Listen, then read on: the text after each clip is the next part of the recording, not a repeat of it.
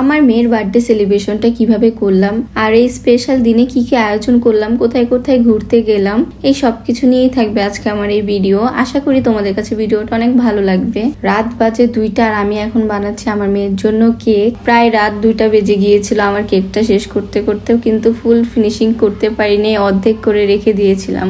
দেন সকাল সকাল উঠে রান্না বান্না শুরু করে দিয়েছিলাম। সকালে ঠিক মতো ব্রেকফাস্টও করা হয়নি। আর আজকে আমি রান্না করেছিলাম দুধ চিতই পিঠা, কাবাব, গরুর মাংসটা ঝাল ঝাল করে ভুনা করেছিলাম, ডিমের কোরমা।